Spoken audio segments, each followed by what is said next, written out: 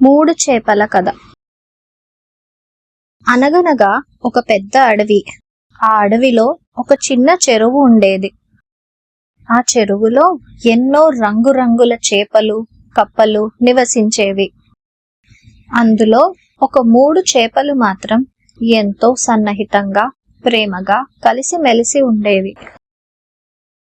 ఈ మూడు చేపల్లో ఆకుపచ్చ చేప ఆపదను ముందే గుర్తించి జాగ్రత్త పడేది. నారింజ రంగులో ఉన్న చేప మాత్రం ఆపద వచ్చినప్పుడు సమయస్ఫూర్తితో తప్పించుకునేది. ఇక మూడో చేప నీలి రంగులో ఉన్న చేప. అది ఏదైతే అది అవుతుంది అని ఏదీ పట్టించుకునేది కాదు. అంటే మందబుద్ధిగా ఉండేది. ఈ మూడు మనస్తత్వాలు గల చేపలు కలిసిమెలిసి ఈ చెరువులో నివసించేవి. ఒకరోజు ఒక జాలరుడు తమ పిల్లలతో పాటు విహారయాత్రకని ఆ అడవి వైపు వచ్చాడు.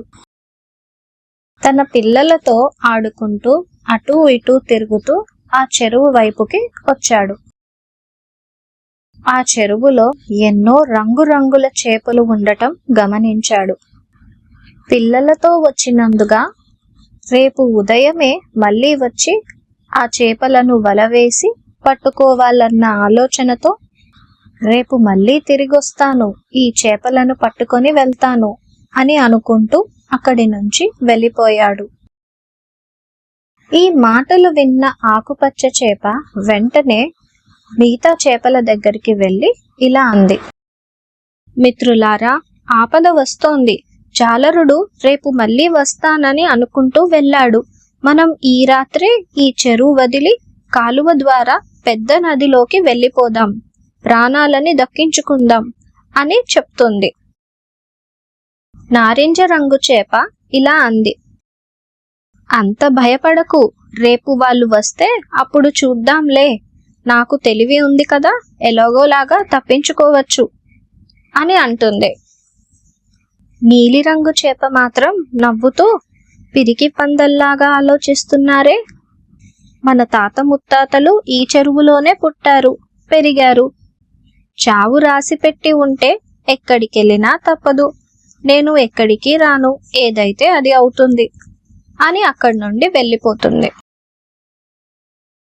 మరుసటి రోజు ఉదయాన్నే ఆ జాలరుడు ఒక పెద్ద చేప వలని తీసుకొని అటువైపుగా వచ్చాడు.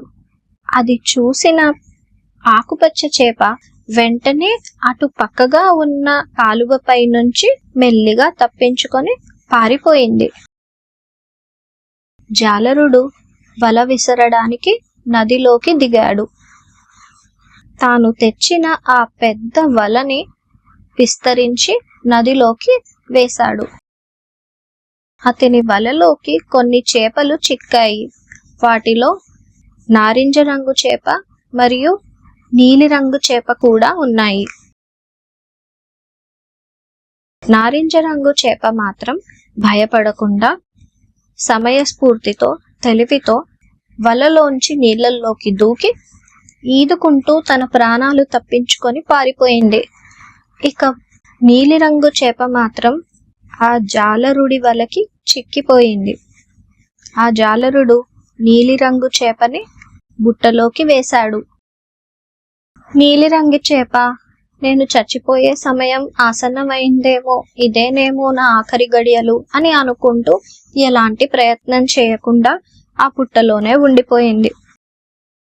చిక్కిన చేపను తీసుకొని జాలరుడు సంతోషంగా ఇంటివైపు వెళ్ళసాగాడు. ఇలాంటి మరిన్ని వీడియోస్ కోసం వీడియోని లైక్ చేయండి మరియు ఛానల్ని సబ్స్క్రైబ్ చేసుకోండి.